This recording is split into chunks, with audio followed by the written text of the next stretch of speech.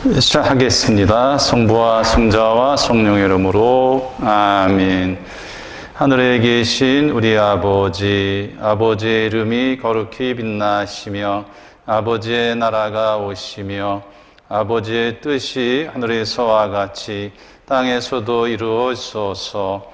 오늘 저희에게 일용할 양식을 주시고 저희에게 잘못한 일을 저희가 용서하오니 저희 죄를 용서하시고 저희를 유혹에 빠지지 않게 하시고 악에서 구하소서. 아멘. 성부와 성자와 성령의 이름으로 아멘. 예. 아주 미세먼지가 아주 심한 것 같아요. 예. 하여튼 피곤하실 텐데 늦은 시간에 또 오셨어요. 예. 지난주에 이어서 우리 미사 안에서 이루어지는 전례라고 그랬죠. 전례 안에서 이루어지는 여러 가지 동작들이 있는데, 지난주는 아주 중요한 십자수호, 그 다음에 무릎 꿇기를 말씀을 드렸고, 오늘은 서기, 앉기, 뭐 이런 거, 그 다음에 이렇게 이제 가슴 치는 거, 이게 이제 다 미사 전례 안에서 이루어지는 동작들이거든요. 아마 이거를 왜 어느 때는 앉고 어느 때는 쓰고 왜 그러는가 궁금해 하시기만 했지 누구 물어보는 사람 한 사람도 없어요.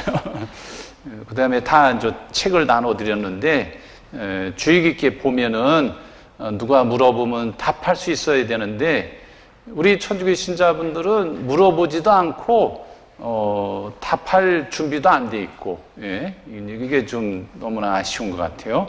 먹고 사는데 지장 없으니까 이제 그런 거 알려고 하지도 않는 거죠. 예.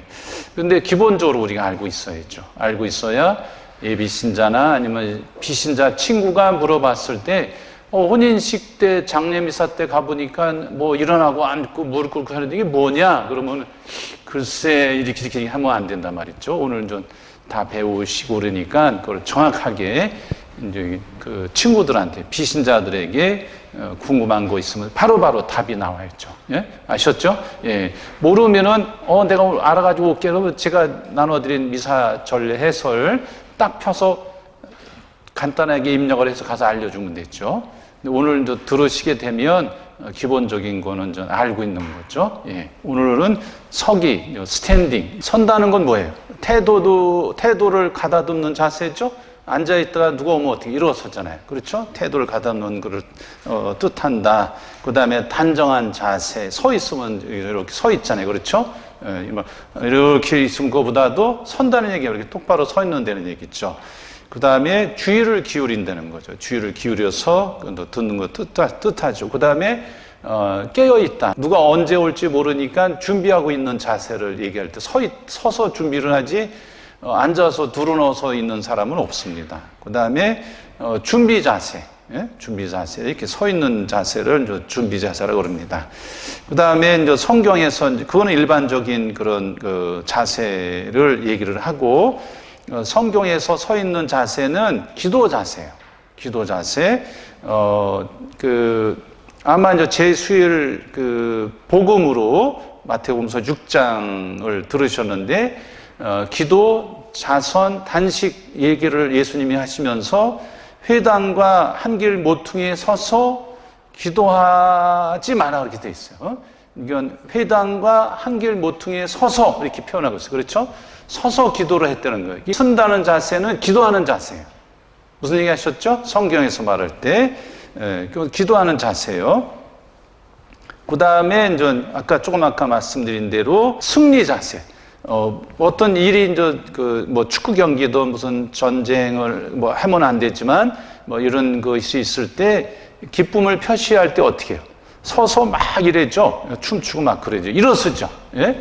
축구 경기 내일 있는데 일 안 하고 그 골링을 넣으면 어떻게 해? 다 일어서잖아요.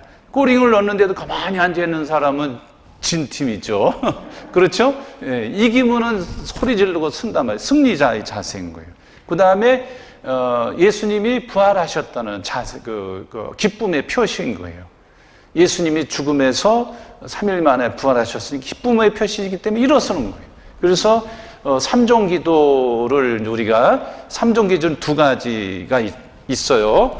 부활, 일반 보통 삼종 기도가 있고, 보통 삼종 기도, 그 다음에 부활 때 바치는 부활 삼종 기도가 있어요. 이 두 가지가 이제 삼종 기도인데, 예수님의 구원 역사를 이 기도문 안에 요약을 해놨어요. 3번 총 친단 말이죠. 3번. 그래서 이제 3번씩, 10번씩 3번을 쳐요. 33번이라고 그러는데, 삼종 기도, 3번씩 종친단 말이죠. 어떤 그 전쟁에서 승리, 뭐 축구 경기에 승리, 그러면 성당에서 종치고 막 그랬어요. 근데 이제 전두환 때 이제 항의 표시로 종을 치다 보니까 그냥 못 치게 막 하다 보니까 지금은 또 그 주변 아파트 사는 사람들이 시끄럽다가 막 그러니까 종을 못 치는 상황이 돼 버렸어요. 예? 근데 이제 일반 어느 특정 종교를 표현하기 좀 곤란하지만 거기서 그냥 확성기 대놓고 막 소리 지르는 바람에 우리 천주교까지 이제 피해를 입은 거죠. 그래서 제 고향 성당에서 낮에는 쳐요. 12시에. 새벽 6시, 12시, 저녁 6시 이렇게 이제 3번, 하루에 3번 친단 말이죠. 근데 이제 새벽에 6시 치면은, 밤늦게까지 일하던 사람이 뭐 그냥 항의하고 뭐 난리가 나잖아요. 그래서 이제 못 치는 거죠. 근데 이제 시골 성당이나 이런 데는 쳐요. 왜냐하면 시간도 알리기도 하고, 천주교 신자들 동네인 경우는 기도하라고 이제 종소리도 울리기 때문에. 하여튼, 삼종 기도는 서서 한다. 이제 부활 삼종 기도는 기쁨의 표시니까, 예수님이 부활하신 날이니까, 때니까. 그 다음에 주일 때 일반 보통 삼종 기도도 서서 한다. 왜 주일에는 서서 할까? 주님이 부활하신 요일이잖아요. 작은 부활절이니까 보통 삼종 기도 때도 서서 한다. 다른 때는 무릎을 꿇고 하게 돼 있어요. 무슨 얘기 하셨어요? 근데 우리 성당은요, 아무 때나 서서 하고 그러는데 전례 그 정신에는 안 맞는 거죠. 예? 이게 부활 때, 주일 때만 서서 하는 거다. 나머지 그 삼종 평일에는 무릎을 꿇고 하게 돼 있다. 예? 아셨죠? 예, 부활이 그 승리자의 몸짓이에요. 스테파노도 최초의 순교자죠. 우리 그리스도에 있어서 돌에 맞아서 이제 순교하는 그런 장면인데, 하느님의 오른편에 예수님이 서 계신 것이 보인다고 고백을 해요. 예? 예, 이게 부활의 의미도 있지만 예수님이 나를 받아들이시려고 서서 기다리고 있다는 거예요. 그러니까 자녀들이 멀리 나가면 그 늦은 시간까지 안 오면 어떻게 해요? 우리 부모님들이 문 밖에 나가서 서 있거나 그러지 집에서 둘러넣어서 기다리셔요? 그런 부모님 없다고요. 그러니까 자녀가 올 때가 됐는데 안 오면 어떻게 해요? 문 밖에 나가서, 예? 아니면 아파트 저 출입구까지 나가서 서서 기다린단 말이죠. 이게 뭐예요? 얼른 오라는 거죠. 예수님이, 부활하신 예수님이 하느님의 성부 하느님 오른쪽에 서 계신다는 얘기는 우리를 기다리고 계신다는 얘기예요. 오케이? 서서 있다는 얘기는 그런 의미도 담고 있다는 거. 예. 그 다음에 미사 중에 이제 그 복음을 서서 듣잖아요. 그렇죠? 예. 그러니까 전 귀담아 듣는다는 얘기기도 하고, 그 다음에 예수님의 그런 그 말씀에 응답하는 행동 자세의 의미도 있는 거예요. 오케이? 무슨 얘기 하셨죠? 예. 복음을 들을 때 다른 독서 때는 앉아서 듣고, 복음 때는 일어서서, 예? 복음 환호성, 부활, 사순절 빼놓고는 알레루야를 하죠? 그럼 일어서서 다 경외심을 가지고 하나님 말씀을 듣고, 그 다음에 행동을 취하기 때문에, 행동 자세를 의미하기 때문에 서서 듣는다. 오케이? 예. 아셨죠? 예. 그 다음에 이제 미사 전례 중에 이제 시작하면서 입당, 성가, 본기도까지, 모음 기도까지 서서 한다. 그 다음에 말씀 전례 가면은 앉아서 하고, 복음 때 일어서고, 강론 때 앉고, 그 다음에 사도신경, 신경 바칠 때 일어서고, 보편지향기도까지 서서 한다. 그 다음에 이제 성찬 전례 들어가서 이제 그 봉헌기도 사제가 바치면 일어서면서 그 이제 성찬 전례 거룩하시다 끝나면 무릎을 꿇게 돼 있어요. 오케이? 근데 지금은 코로나 때문에 장례 틀을 쓰지 않기 때문에 서 있는 거지, 원래는 거룩하시다 끝나면은 주님의 기도 전까지 무릎을 꿇게 돼 있다. 그 다음에 주님의 기도 때 일어서고 하느님의 어린 양 성체할 때 무릎을 꿇게 돼 있어요. 그 다음에 성체형할 때 일어서고 이렇게 돼 있는데 지금은 이제 코로나 때문에 장개틀을 만지고 막 그러니까 그런 것들 위생 때문에 전 그 장개틀을 안 쓰는 것뿐이지 그거는 다 아시는 거니까 더 설명은 안 드리겠습니다. 뭐 그 서는 자세는 그런 자세를 가지고 있어요. 그 다음에 아까도 말씀드렸지만 부모님이 나가서 자녀들을 맞이하는 것처럼 누가복음서 15장에 보면 다음 주 복음인 것 같은데 탕자 이거 돌아온 그 아들의 비유, 그 자비로우신 아버지 비유거든요. 누가복음 15장에 보면 어떤 아들이 그 아버지에게 아들이 둘이 있었는데 둘째 아들이 아버지한테 재산을 달라고 해서 유산을 달라고 해요. 아니 아버지가 멀쩡히 살아 했는데 달라고 그러니까 빨리 죽으라는 얘기뿐이 안 된 거죠. 이게 아주 그냥 불효막심한 놈이죠. 그 아들이 이제 재산을 가지고 멀리 떠나가서 흥청망청 쓰다 보니까 돈이 샘솟 눈물이 없는 거지.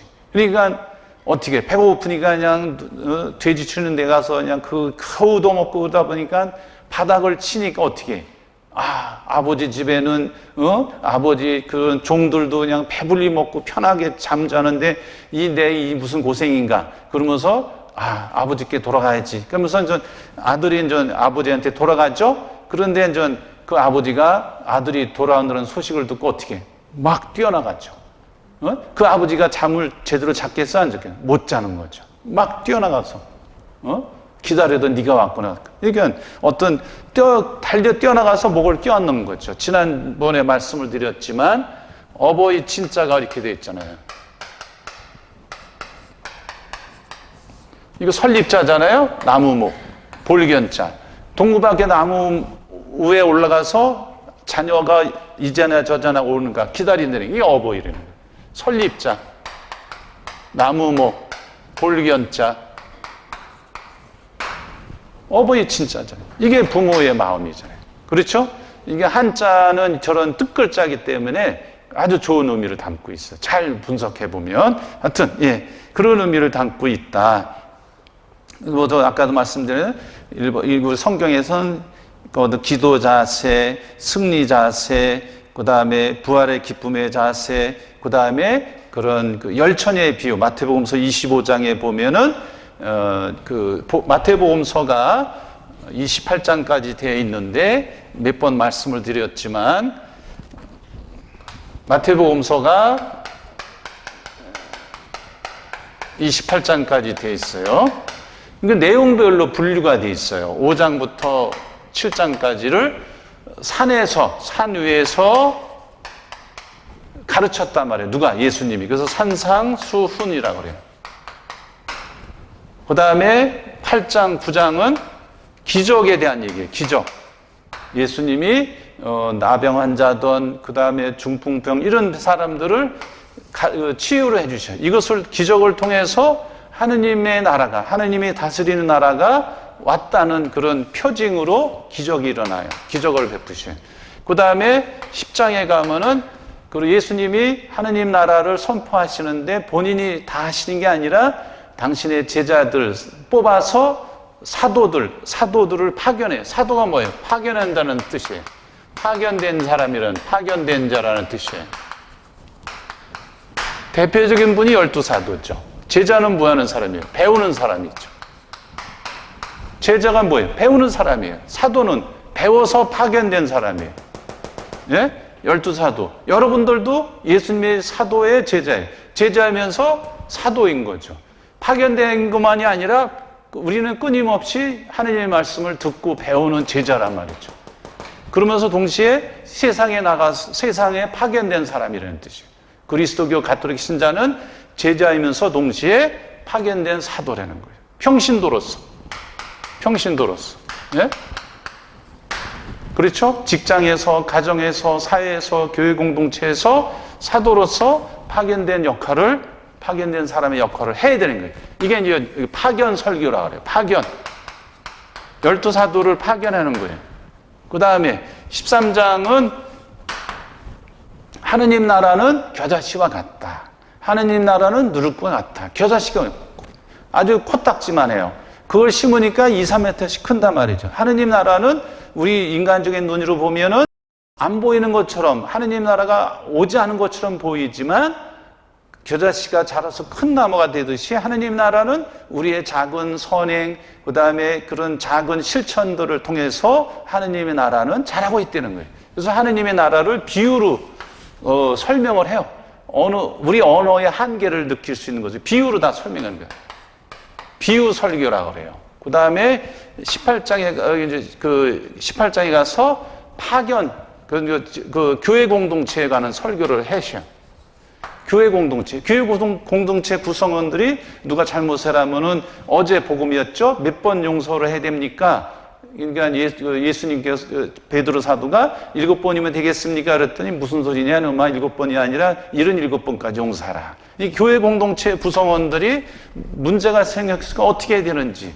그 다음에 어린이를 무시하지 말아라. 그래서 어떤 생물학적인 어린이이기도 하지만 성경에서 말할 때 어린이는 생물학적인 어린이만이 아니라 가난한 사람, 과부, 그 다음에 소외당한 이런 모든 사람을 통칭해서 어린이라고 그런다. 누구의 도움 없이는 살아갈 수 없는 존재들이 어린이죠?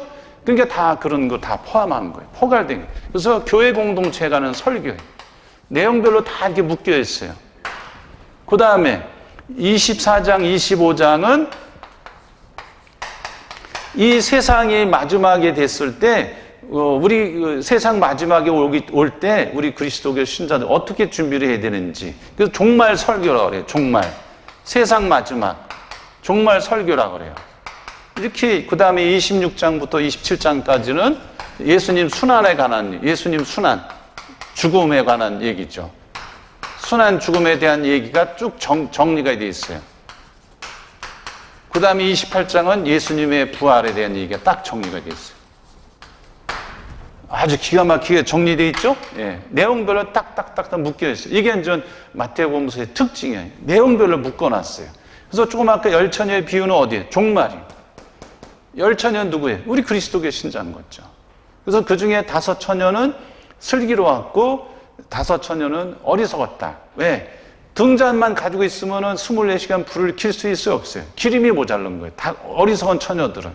등잔만 있고 밝히면 되는 거로 생각을 하는 거예요. 어? 거기서 근데 다른 지혜로운 처녀들은 등잔만이 갖고 있는 기름까지 갖고 있었던 거예요. 이게 기름을 갖고 있어야 불을 밝힐 수 있잖아요. 그렇죠? 그 기름이 무슨 기름이에요? 겸손의 기름, 절제의 기름, 이웃사랑의 기름, 평화를 위한 노력의 기름, 이런 모든 것들을 갖추고 있어야 이 세상을 밝힐 수 있는 거죠. 그런 마음 자세로 예수님의 오심을, 다시 오심을, 종말이니까 예수님이 다시 오신다고 했잖아요. 이게 종말을 맞이하는. 그때 열처녀는 어떻게 해요? 거기 서서 있다가 신랑이 온다 그러니까 신랑이 누구예요? 예수 그리스도 얘기하는 거거든요. 신랑이 온다 그랬더니 너무 늦으니까 졸다가 벌떡 일어나서 이제 나갔어요. 근데 열처녀 중에 5처녀는 기름까지 갖고 있었기 때문에 기름을 밝혔는데 5처녀는 기름이 모자라서 못 밝힌 거예요. 그래서 보면은 모두 일어나 이렇게 돼 있어요. 스탠딩, 일어나서 신랑을 마주 나갔다. 예? 뭐예요? 우리 어떤 준비 자세, 준비 태세, 이런 얘기를 하는 거죠. 이게 남자분들 군대 갔다 왔으면 준비 태세라는 거 아시죠? 남자들. 방위제대에 대답이 현찬어. 예. 준비 태세. 그럼 무슨 경계가 올라갔다 그러면 어떻게 해? 군화 신고 총 들고 군장 메고 그 침상에 딱 앉아 있어요. 잠 못 자고 안 자고 딱 서 있어요. 준비 태세예요. 무슨 사고가 났다, 무슨 신호가 왔다 그러면 그냥 후다닥 뛰어나가는 거예요. 아니 잠자고 있다 그거 할 수 있어요? 없어요? 못 하는 거지. 군화까지 다 신고 있어요. 신고서. 예. 저도 저기 DMZ 근무했기 때문에 그거 다 알죠. 예? 그런 자세. 서서 있다가 뛰어나간단 말이죠. 예?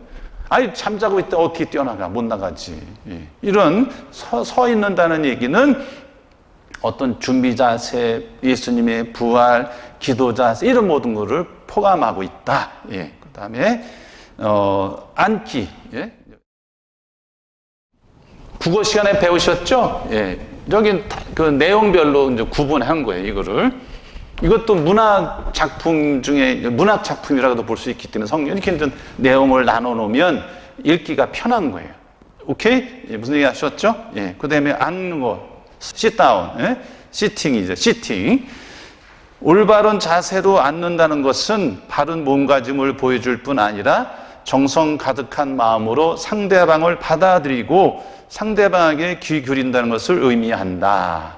앉는다는 자세는 하여튼 그 꼴불견을 제가 많이 봐가지고요. 예, 성당에서도 예, 하여튼 예. 그리고 전례 중에는 복음이 아닌 성경을 봉독할 때나 아까 다 말씀드렸죠. 사제 강론 때 신자들은 앉아서 경청한다. 그렇죠? 예.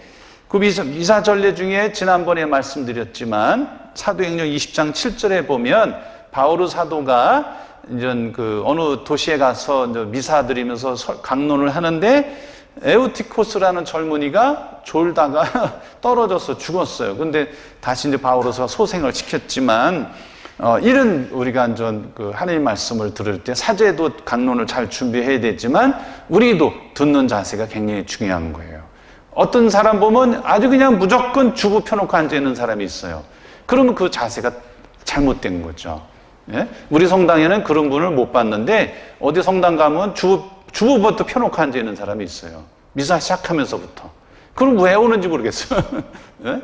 하나님의 말씀을 들으려고 해야 되는데 그리고 버려놓고 가요. 청소하러 한 번도 안 오면서. 예? 청소하러 한 번도 안 오면서 남이 다 청소해놓고 깨끗하게 하는 집을 해놨는데 성당에 가서 주보고 이렇게 던져놓고 그냥 가요. 여러분 중에는 없는데 그렇게 이제 잘못 배운 분들이 너무나 많아요. 잘못 배운 분들이. 예? 하여튼 그래서 이제 성경을 잘 읽고 있으면 내가 하느님 앞에 어떤 자세를 취해야 되는지 다 나오는 거예요. 그 다음에 성경 봉독 후나 영성체 후에도 모든 신자들은 앉아서 침묵 중에 주님과 대화를 나누고 주님 말씀에 귀 기울인다. 영성체 후, 영성체하고 성가 부르고 나서 잠깐 침묵하죠? 앉아있어요? 서 있어요? 앉아있죠. 앉아있는 거예요. 예? 그 다음에 루카복음서 10장 38절 이하에 보면 예수님께서 그 마리아하고 말다 두 자매 그 오빠 라자로의 집에 이제 방문을 했는데 언니 마르타가 초대를 해서 갔는데 마르타는 그냥 음식 차리기 바쁜데 마리아는 주님의 발치에 앉아서 주님의 말씀을 경청했다 이렇게 돼 있어요. 들었다. 예? 예. 어떤 게 좋다 나쁘다 그거 가지고 싸우는 문제는 아닌데 경청했다 이렇게 돼 있어요. 경청. 그 다음에 예수님도 어린 시절에 예루살렘에 가서 율법 학자들의 말을 들었다 그런 표현 나와요. 앉아서 루카복음서 2장에 나오는데 그 표현도 나오고 하여튼 경청.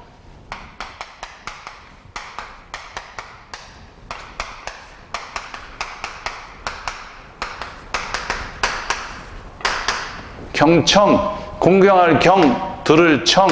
이거 이제 적자가 있고 귀자가 있고 임금왕자가 있죠. 예, 임금이 말을 하는데 딴청 피우면 돼요, 안 돼요?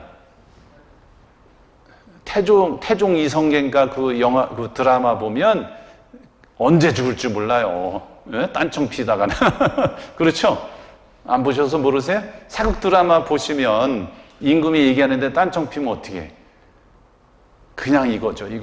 이거죠. 그래서 임금이 앞에서 말하고 있으면은 그럴 정도로 정성을 다해서 듣는 거, 이제 한자가 이렇게 이제 분해해 보면 그렇다는 연구를 어떤 분이 했어요. 그래서 아주 정말 감탄스러울 정도로 이거를 설명을 잘했어요.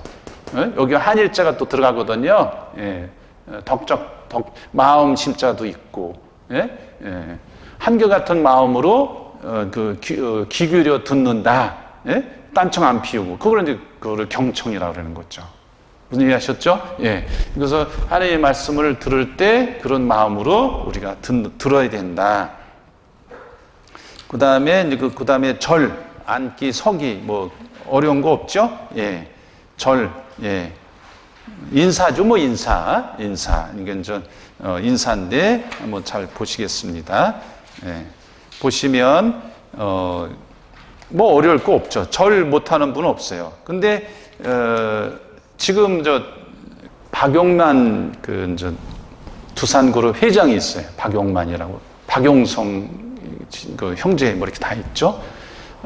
그분이 재작년인가 언젠가 이제 젊은이들 앞에서 강의를 하는데 무슨 얘기를 했냐면 뭐 아주 거창한 얘기 한 게 아니라 인사만 잘해도 성공한다 그랬어요.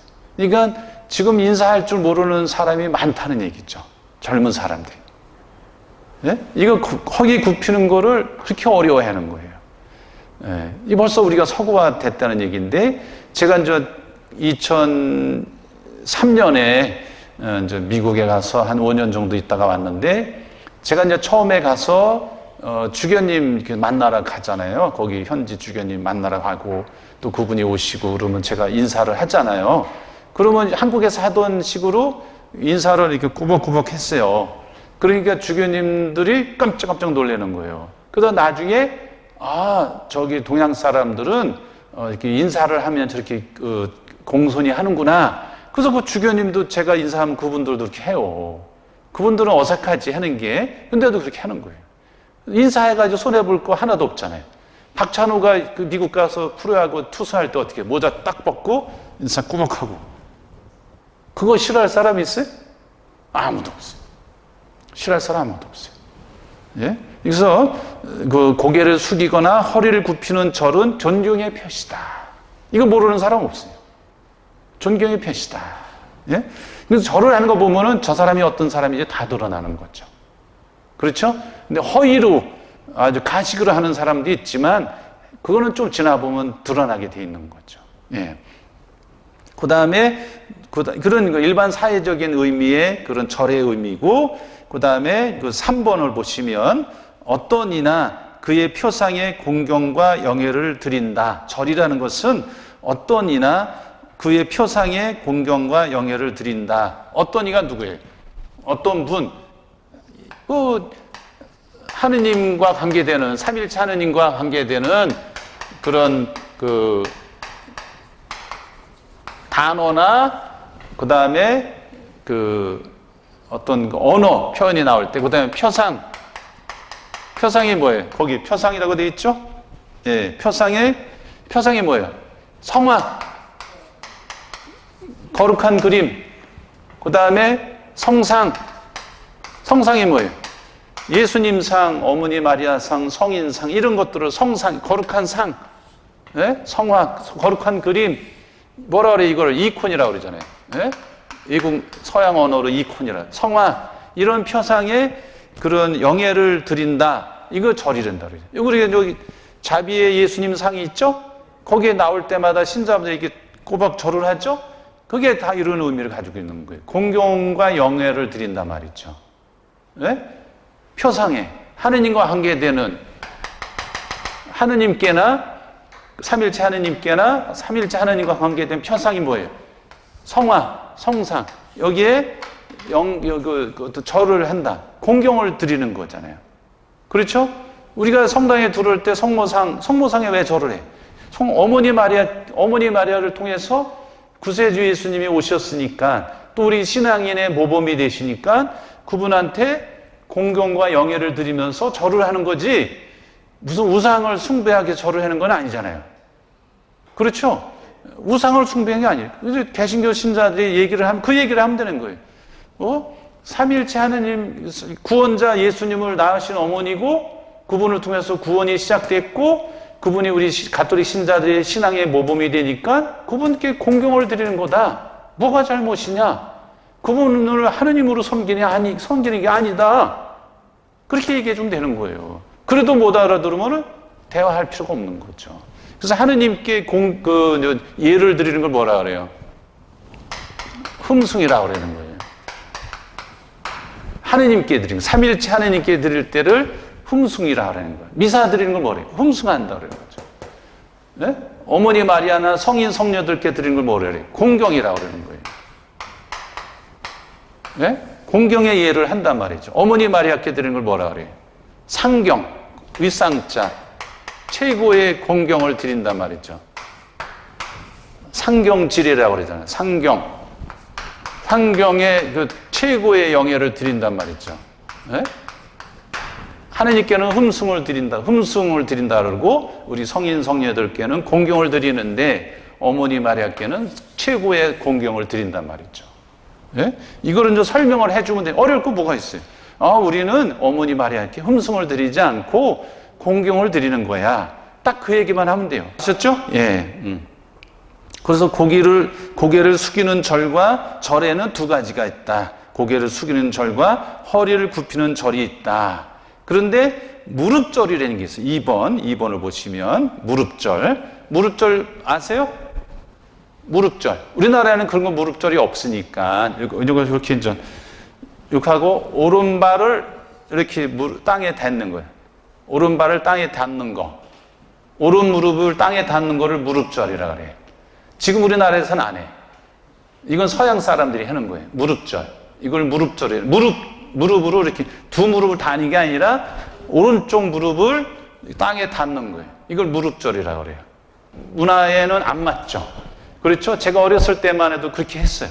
성당에 들어갈 때, 제대 앞에 지나갈 때, 성차 앞에서 다 무릎절을 했어요. 어렸을 때. 근데 이제 우리나라 문화에 안 맞고 그래서 토착화하면서 깊은 절로 바뀐 거죠. 이렇게 깊은 절로. 허리를 굽힌다. 깊은 절이라고 그래요. 그래서 무릎절은 오른쪽 무릎이 땅에 닿도록 꿇는 것이고 흠숭을 뜻한다. 그러므로 성체께 무릎절을 하고 그 다음에 이제 우리 다다음 주 되면 주님 순환 주간이잖아요. 성지주일 때 주는 그 성금요일 날 십자가 경배할 때 무릎절을 한다. 근데 우리나라에는 그걸 안 하니까 깊은 절을 한다. 무슨 얘기 하셨죠? 예. 그 다음에 주례사제는 미사 때 이제 거양 그 성체를 드러높인단 말이죠. 그 다음에 성혈을 드러높인다. 내리고 나면은 무릎절을 하게 돼 있어요. 사제는. 근데 무릎절이 우리 문화에 안 맞으니까 어떻게 깊은 절을 하는 거예요. 그래서 한국에서는 무릎절 대신에 깊은 절을 한다. 이제 무릎절을 안 하니까 깊은 절을 하는 거예요. 다.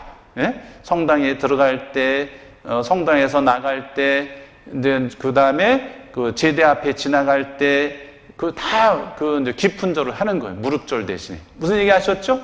예. 그러니까 성당에 막 이러고 들어오는 게 아니라 하느님 앞에 오는 거니까 깊은 절로 하면 되는 거예요. 깊은 절을 이렇게. 그 다음에 이제 고개만 숙이는 이렇게, 그것도 있고, 예? 예. 하여튼, 그런 의미를 아시면 되겠고요. 그래서 고개를 숙이는 절은, 하느님의 쇠 윗격을, 성부, 성자, 성령을 한꺼번에 부를 때, 예? 영광송.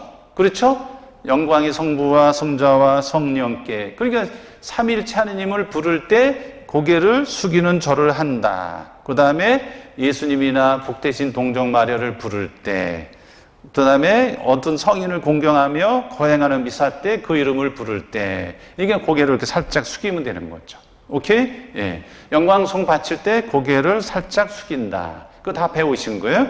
기도서에 보면 영광송 해놓고 어떻게 고개를 숙이며 이렇게 돼 있죠? 다 이런 그 전례 의미를 담고 있기 때문에 고개를 숙이며 이렇게 하는 거예요. 그 다음에 허리를 굽히는 절, 곧 깊은 절은 제대에서 사제가 복음을 읽기 전에 바치는 기도 때 한다. 여러분이 하는 건 아니에요. 사제가 복음을 읽을 때 어떻게 제대를 바라보고 절을 제가 했죠? 자세히 안 보셨나? 땅만 터져보고 계시죠? 예, 자세히 보시면 이번 주간부터라도 잘 보시라고요. 그래서 복음을 읽으러 가기 전에 그냥 가서 읽는 게 아니고 사제가 이제 깊은 절을 하고 기도를 바치고 하는 거예요. 뭐라고 바치냐면 전능하신 하느님 제 마음과 입술을 깨끗하게 하시어 합당하게 주님의 복음을 선포하게 하소서. 이렇게 하면서 깊은 절을 하고 가서 복음을 낭독하고 끝난 뒤에 또 깊은 절을 하는 거예요. 무슨 얘기 하셨죠? 예. 그 다음에 이제 사제가 예물 준비기도 성찬절례, 지금은 성가 안 하지만 이렇게 하고 난 뒤에 성장을 내려놓고 이게 기도를 또 해. 계속 깊은 절을 한다고요. 주 하느님 진심으로 뉘우치는 저희를 굽어보시어 오늘 저희가 바치는 이 제사를 너그러이 받아지. 이렇게 이제 기도를 바치면서 깊은 절을 한다고요. 그 다음에 주일 신경 때문에 전능하신 천주 성부 성령으로 인해 동정 마리아, 깨르머지 동정 마리아, 깊은 절을 한다. 무슨 얘기 하셨죠? 예.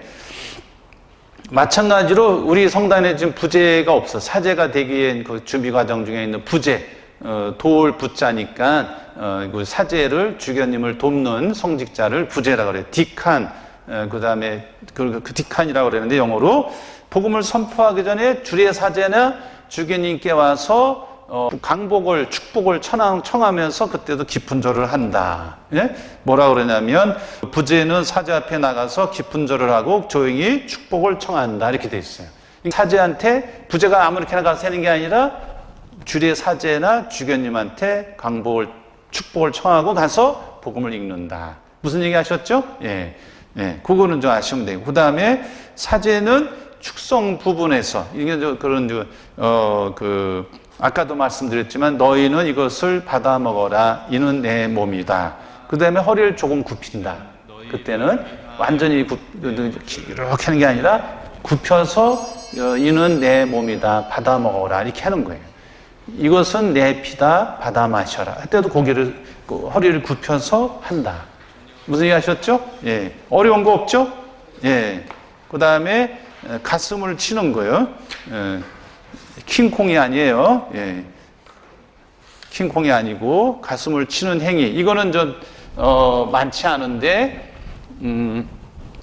미사 중에 참회 예절할 때 하는 건데 저는 참회 예식이 이제 세 가지 형태가 있는데 이게 제일 1 형태 전능하시 하는 거 제타시오 데타시오 이거 하죠. 이게 이제 세 가지 참회 형태가 있는데 이거는 제1 양식. 제가 주로 하는 거는 제2 양식. 이게 이제 제3 양식도 하긴 하는데 여러분이 응답을 잘 못할 것 같아서 제2 양식 아니면 1 양식 하잖아요. 제 참회 예식 때 이제 주로 하는 거예요. 그래서 이거는 루카복음서에 보면 바리사이와 세리 이 두 사람이 성전에 기도하러 올라갔다 이렇게 돼 있어요. 바리사이와 세리.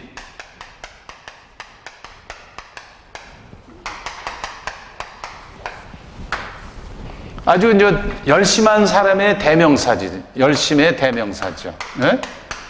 열심의 대명사. 일주일에 2번 단식하고 11조도 내고 아주 열심한 사람이죠. 네? 열심한 사람이에요. 그런데 이 사람은 꼿꼿이 서서 꼿꼿이 서서 혼잣말로 이렇게 돼 있어요. 성경에 보면 꼿꼿이 서서 혼잣말로 그게 기도하는 거예요? 기도가 뭐예요? 하느님과의 대화인데 하느님과 주고받는 거거든요. 근데 바리사이는 혼잣말로 떠들어대는 거. 혼잣말로. 그러면 기도예요? 기도 아니에요? 이게 뭐 혼잣말로 떠들어대는 걸 뭐라 그래요? 독백이라고 그래요. 독백. 혼잣말로 떠드는 건 독백이지. 이제 기도는 뭐예요? 하느님과 대화하는 거거든요.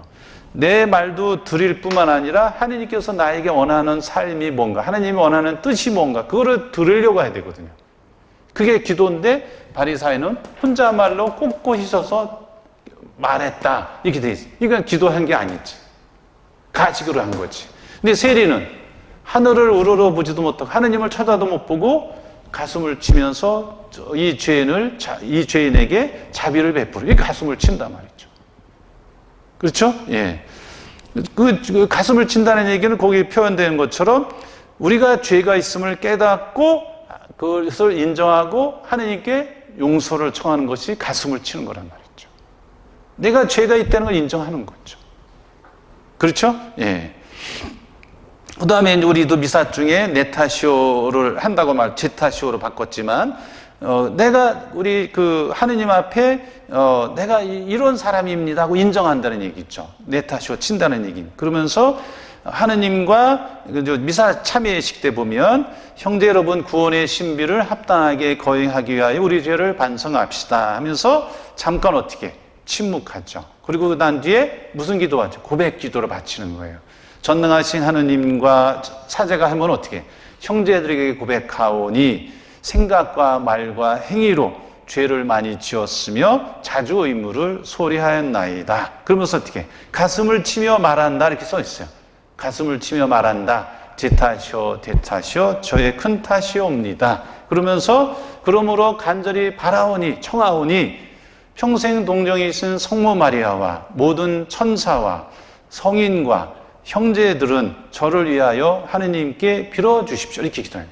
이게 우리가 이렇게 부족하니까 나에게 자비를 베풀어 주요. 누구에게 전구를 청하는 거예요. 어머니 마리아, 천사, 성인들, 형제들에게 나를 위해서 하느님께 빌어달라고 하는 거예요. 제 탓이 하면서. 이게 제 탓은 뭐예요? 내 죄를 인정한다는 얘기죠. 인정하지 않으면 내 탓이 해요, 안 해요? 안 하지. 남의 탓만 하는 거지. 그렇죠? 남의 탓만 하죠? 네. 내 탓이 해야 누가 도와주든지 말든지 하죠. 예? 예. 가슴을 친다는 얘기는 우리가 죄 있음을 깨닫고 그것을 인정하고 용서를 간청하는 거다. 그래서 세리가 어떤 존재? 세금을 거두는 사람이에요. 세금을. 예수님 시대에서의 공적 죄인이에요. 이 사람은 죄인이라고 알려져 있는 사람이에요. 공적 죄인이에요. 공적으로 알려져 있는 사람이에요. 죄인이야, 그냥 공적으로. 이 사람은 죄인이라고 알려져 있는 사람이에요. 세리, 창녀, 이런 등등의 사람들은 공적인 죄인이에요. 하느님 앞에 어디 얼굴을 들 수 없는 사람들이에요. 왜냐하면 세리 같은 경우는 세금을 거두는데, 예를 들어서 10만 원의 그런 세금을 내야 된다.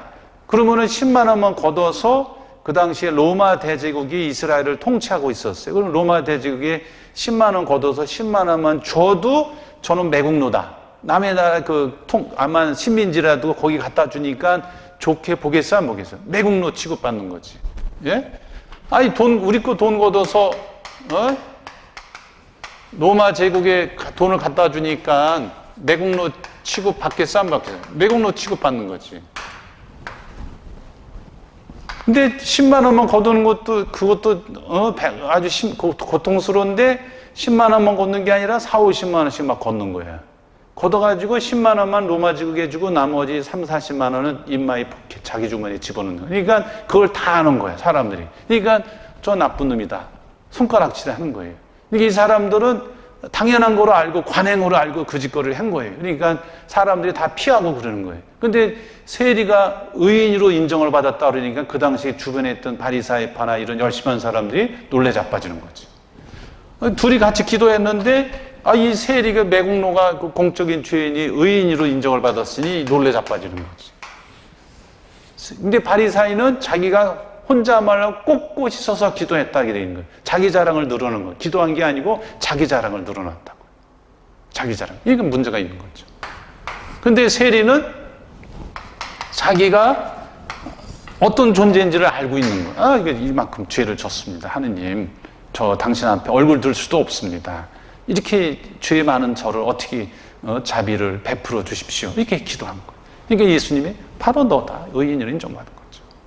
이 사람이 이제 가슴을 치면서 자기 죄를 인정할 줄 알았었던 것이죠. 그래요. 그 다음에 이제 인간이 제 가슴을 친다는 것은 무엇을 의미하는가 이렇게 이제 써 있죠. 예. 로마노 과르딘이라고 아주 유명한 신학자가 있어요. 이태리 사람인데 독일에 가서 활동하셨던 분이에요.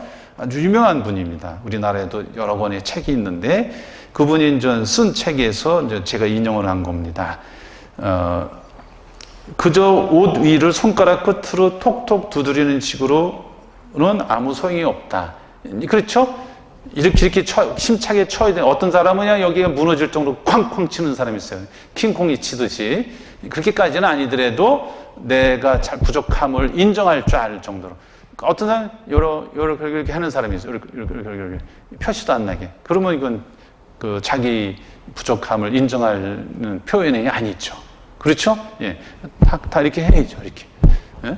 가슴 아픈 사람은 아마 속이 시원할 겁니다. 이렇게 툭툭 치니까. 그렇죠? 예. 주먹을 쥐고 가슴을 제법 쳐야 한다. 예로니모 성인이 사막에서 무릎을 꿇고 손에 돌을 움켜쥐고 떨면서 가슴을 때리는 그림을 본 사람도 혹시 있을 것이다. 예로니모, 성 예로니모.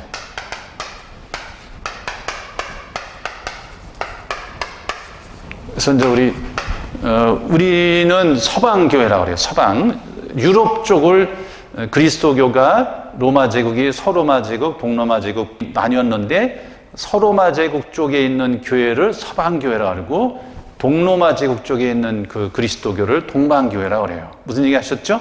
지구로 말하자면 그리스, 터키, 러시아, 아르메니아, 우크라이나 다 이 동방 교회예요. 동로마 제국 판도에 다 있었거든요. 지금의 이제 프랑스, 이탈리아, 독일 뭐 이런 데는 스페인 이런 데는 서로마 제국의 그 지역에 있었어요. 그래서 서방 교회라고 그래요.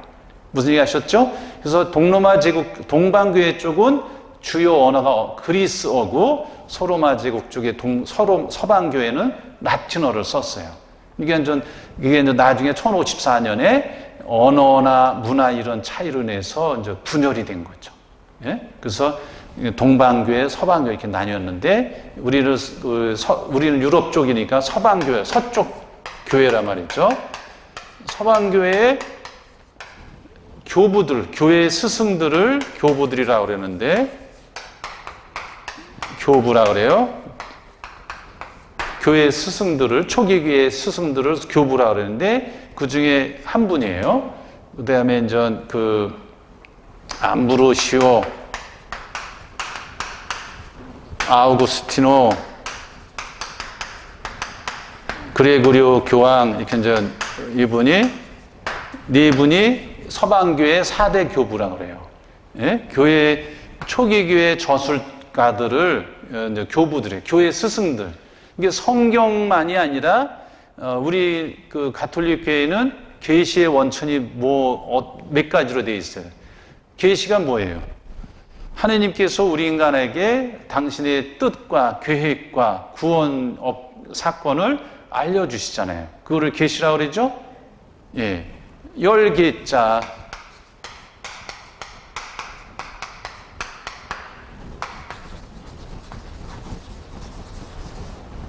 레벨레이션, 레벨룸. 그래서 이제 보따리 어떤 이제 감춰져 있었는데, 감춰져 있으면 이거 물건을 안에다 넣은 사람만 아는 거잖아요. 근데 그 물건을 그 보따리 같은 거를 보자기 같은 거를 열어 제꼈다. 그거를 계시라고 그래요. 열어서 보여줬단 말이에요. 뭘 보여줘? 하느님의 뜻과 의지, 계획을. 그걸 계시라고 그러는 거예요. 신약 시대는 많은 예언자들, 그다음에 그런 그 현자들을 통해서, 그러다가 신약의 새로운 약속의 시대에는 예수님을 통해서 하나님의 뜻과 의지, 계획을, 구원을 다 알려주셨어요. 그러니까 계시는 더 이상 있는 거 없는 거? 없는 거죠. 다 끝났죠. 예수 그리스도를 통해서. 그렇죠? 구약에서는 조금 이스라엘 백성을 통해서 조금 보여줬는데 예수님을 통해서 완전히 다 보여준 거예요. 네? 그래서 계시는 끝났다. 계시의 절정, 최고는 누구다? 예수 그리스도. 또 어디서 뭐 계시가 또 있다? 다 아니다. 무슨 얘기 하셨죠? 예. 오케이? 예. 이런 그 계시를 알려주는 길이 방법이, 수단이 뭐가 있어요? 우리 가톨릭교회는 성경만이 아닌 거예요. 주 예수 그리스도와 성령께서 사도들에게 맡기신 뭐가 있어요? 성전. 성전이 건물이 아니라고 그랬어요. 여기서 말할 때 거룩한 전통이라고 그랬어요. 우리 가톨릭 교회는 계시가 그 원천, 샘물이 어디냐? 하느님 말씀이 기록된 성경, 그 다음에 성전, 주 예수 그리스도와 성령께서 사도들에게 맡기신 하느님 말씀, 성경으로 이렇게 이루어져 있다. 개신교는 요거만 돼 있다. 오케이? 이게 큰 차이가 있는 거예요. 성경만이 있는 거예요. 이 성경이다, 아니다, 누가 정해주는 거예요? 성전이 하는 거예요. 이게 성경이 진짜인지 가짜인지 누가 알아? 어떻게 알아? 어떤 기준으로? 네? 교회가 있어야, 성전이 있어야 이 성경이 진짜인지 가짜인지 하지.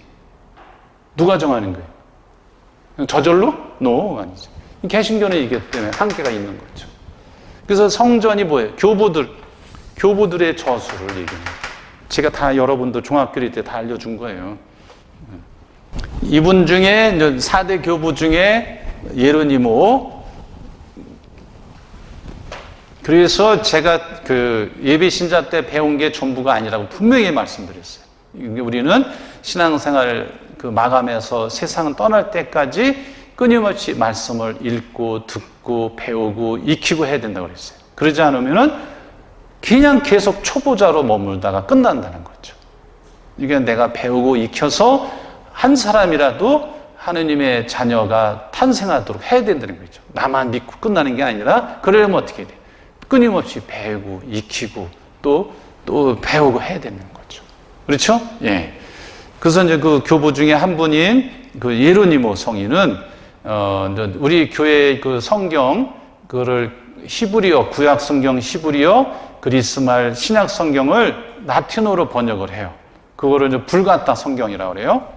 라틴어 성경을 이제 불가타 성경이라고 그래요.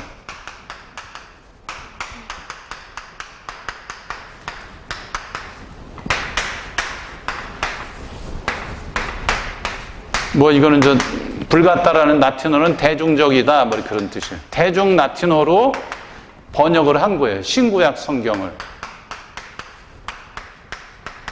구약은 히브리어로 대부분이 쓰여 있고 신약은 그리스어로 대부분이 쓰여 있죠.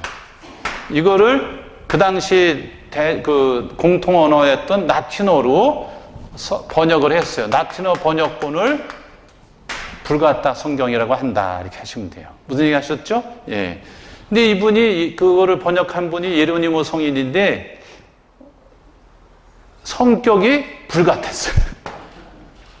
그것만 알으시면 돼. 성격이 불같았구나. 그래서 불같단가? 그건 아니고 성격이 불같았어. 확 화를 잘 내는 거예요. 그러고 나서 금방 또 아이고 내가 잘못했구나. 이걸 금방 또 네 참여를 해. 그래서 그분 성화 이콘을 보면 그림을 보면 돌을 쥐고 한 손에 돌을 쥐고 자기 가슴을 치는 게 나와요. 자기가 내가 잘못했구나. 돌을 쥐고 자기 가슴을 치는 성화가 나와요. 이제 동영상 띄울 때 우리 이제 홍보문과장님이 그걸 띄울 거예요. 예? 예. 그러니까 막 금방 화를 냈지만 빨리 후회하는 그런 성격을 가진 분이셨어요. 예? 예. 다른 사람의 또 그 결점보다도 자신의 갈점에 더욱 가혹했던 거예요. 예? 예. 그래서 이제 우리 이제 성예로니모 성화 치면 아마 웬만하면 다 뜰 거라고 저는 봐요. 그래서 가슴을 칠 때 정말 제대로 이제 치자. 그래서 가슴을 또 친다는 얘기는 하느님께서 나를 부르신다는 얘기다. 내가 깨닫도록 눈을 뜨게 하도록 내 잘못이 얼마나 큰지를 알게 해주신다는 거죠. 그 다음에 하느님 편에 서서 자신을 벌하라는 거. 가슴을 돌을 쥐고 친다는 얘기는 뭐예요? 내가 내 잘못을 안 되는 얘기죠. 그렇죠? 네, 그래서 한마디로 가슴을 친다는 것은 성찰이 뭐예요? 살필성, 살필찰, 자기를 살핀단 말이죠. 그 다음에 참회, 내가 부족함을 직시하고 인정하고 그 다음에 똑같은 잘못을 범하지 않겠다 결심하는 거. 그 다음에 회두, 하느님께로 돌아간단 말이죠. 그런 의미로 우리가 가슴을 친다. 무슨 얘기 하셨죠? 예, 끝. 예. 다음 주부터는 예수님에 관한 거를 이렇게 이제 말씀을 드리겠습니다. 그래서 이제 그림이나 뭐 이런 거는 우리 홍보문과장님이 동영상을 띄우면은 거기에 웬만하면 성화 그림을 다 올려놓으실 거예요. 그래서 그 그림을 참고하시면 돼요. 여기다 스크린 보여주면서 해드리면 좋겠는데 우선 강의 위주로 여러분이 들으시고 또 들으실 경우에는 그런 동영상 우리 본당 홈페이지 들어가면은 이게 이제 견진교리 그거 들어가서 누르면 다 뜨게 돼 있어요. 그걸 보시면 도움을 받을 수 있고 미사에 대한 여러 가지 자세한 거는 여기 여러분이 읽어보고 숙지를 하셔야지 그래야지 이게 도움이 되는 거지 나눠준 거 바꾸서 저기 가서 처박혀 있으면 아무 소용이 없는 거예요. 무슨 얘기 하셨죠? 예, 하여튼 다음 주에 또 뵙겠습니다. 예, 고맙습니다. 성부와 성자와 성령의 이름으로 아멘. 영광이 성부와 성자와 성령께 처음과 같이 이제와 항상 영원히 아멘. 성부와 성자와 성령의 이름으로 아멘. 고맙습니다. 예.